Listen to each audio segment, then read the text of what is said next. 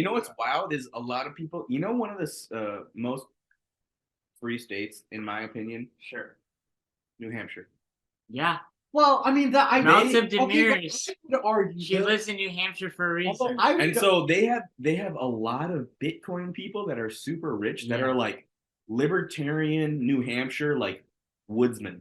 Yeah. And we saw them, Brian and I saw them at the Bitcoin conference. They were in that teepee doing the like, hodl, my friend, just hodl. They're like weird psycho religious people. Awesome. It was so strange. They had chants. I can't believe you went to that. The Miami Bitcoin. What?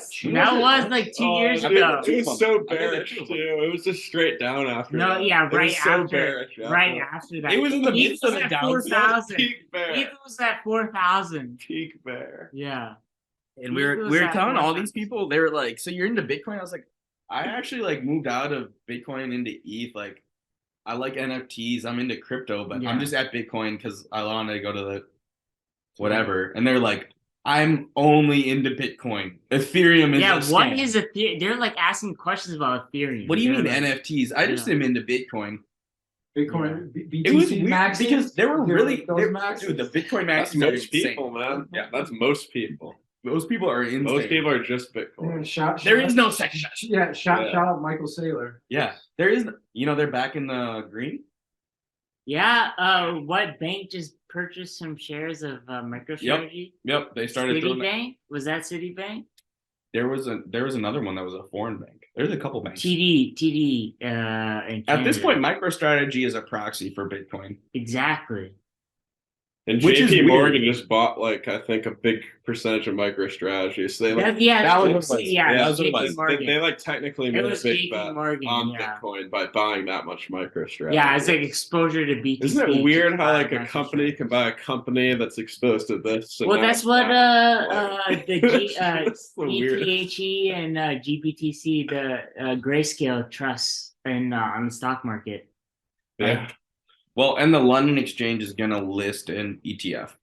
Coinbase futures are about to come out too. And then in the midst of the SEC. Yeah. If you have an ETF in London though, then you can do derivatives trading. But derivatives trading on Bitcoin is illegal, but on the ETF will be legal. So then it's going to open up a lot of liquidity of people gambling up and down and on future prices and I mean, the decentralized exchanges are getting more and more sophisticated. Like the cat's out of the bag. I don't know if they're going to try to fight. It seems like the U.S. is going to fight it, but we have less of to get into I mean, they do get in personal freedoms. Like we can't trade this, we can't trade that, but you can fucking gamble.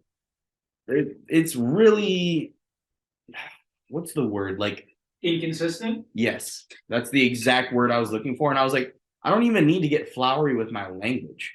They're just, you can't trust them because they're inconsistent. They don't know what they're talking about. They're coming no from clue. No source of knowledge. No, I mean they don't come from a source of knowledge. They come from a source of self-interest. Yeah, and that's why they're exactly. But they don't even because they're all each other's toes. They're interested in Warren, for example, she's a and now Fidelity is offering Bitcoin to their clients.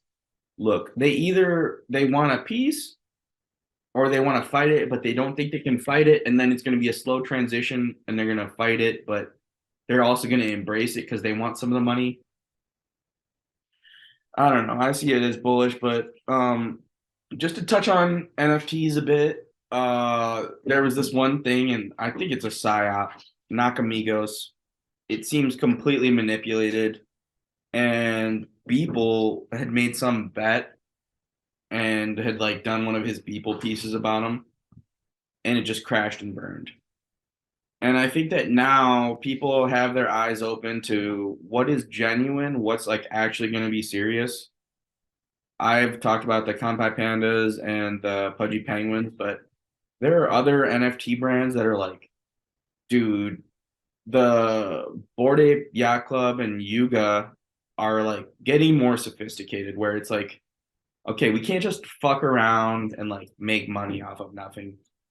Like we kind of have to, like the age of just being an NFT brand is not enough anymore. Like it's got to get a little bit serious. And then there's a lot of those tanking the doodles and cool cats and stuff. But this week is NFT NYC. And so there's a lot of money moves being made. Luca Nets had done a State of the Union. Penguins. I don't know that the response to the Rogues was not good. Really, It wasn't. Yeah. Not what we were it expecting. was very bearish. No, it was the thing is he's betting on some pretty sophisticated stuff, but it wasn't a price go up thing or like an airdrop thing. And I Yeah, think, and NFTs, it's like pretty low curve, so that's just bearish. well, what he was doing was his main thing is licensing. And I recently started following this guy on Twitter who has 13 licensed penguins. You can license the penguins to like companies and businesses.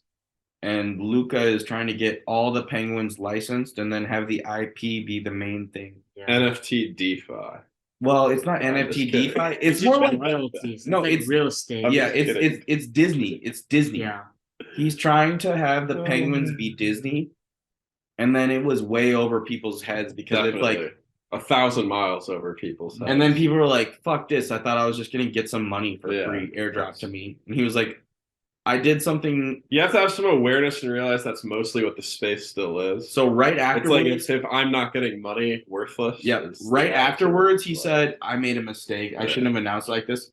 But what he said was that the Pudgy Penguin rods were going to be multipliers if you licensed your penguin and you had a rod. But you're It would double or triple your or low commissions. pudgy. Yeah. number go up, But everything. first you go, gotta license number your go down. penguin too. And then so what he was talking about was this is in conjunction with you know overpasses like when you drive on a highway Yeah. and when people do like the flags or whatever or not flags but like signs and then they write like you know like honk if you like Biden or Bush or titties or whatever, you know. Then he's trying to do Operation Overpass where he wants Pudgy Penguins to just be everywhere around America on the overpasses. So that if you own a Pudgy Penguin, there will be a deal for you to license it. And then he's like, if you own a Pudgy Penguin, there's gonna be so many opportunities for you to license it. And then if you have a rod, you'll get increased commissions on your licensing. You got some rods. I have some rods and I have a rod. yeah, and then my dad has the bigs, the original Pudgy Penguins. So if there is a licensing deal, owning the rod will double or triple my commissions. But this is like a 6 month down the road IP play. Probably longer. Yeah. You know, This is Exactly. like a really long term play. Yeah. So it's like the rod announcement. The Most rod, people aren't patient, but like No. patience gets rewarded often. well, the Yeah. thing is, it depended on the rarity. And so I purchased a rare rod, and then In you don't get hindsight, I don't know the if full it- multipliers. Yeah, you wanted you- to get a rare Pudgy Penguin, not the rod. You need a full Pudgy Penguin. Lil Pudgies, the multiplier That's is how you less. get the licensing deals from your Pudgy. Like Yeah. you gotta have a marketable Pudgy Penguin. No, but what he's saying is that he's gonna line up so many fucking deals because they're gonna be on every overpass. They're gonna be all around America that everybody can license their penguin. Yeah. But there was one dude. I mean, if you put the effort in, you can get a lot of licensing deals. Dude, I could see them like licensing some like baseball stadium in Japan. You know, like It's burger joints. You saw the Bored Ape burgers or whatever, the Bored Yeah. Burgers shit in California. the in and out stuff. Or, Yeah, you end up just lending your, yeah. No, I 500 like. I mean,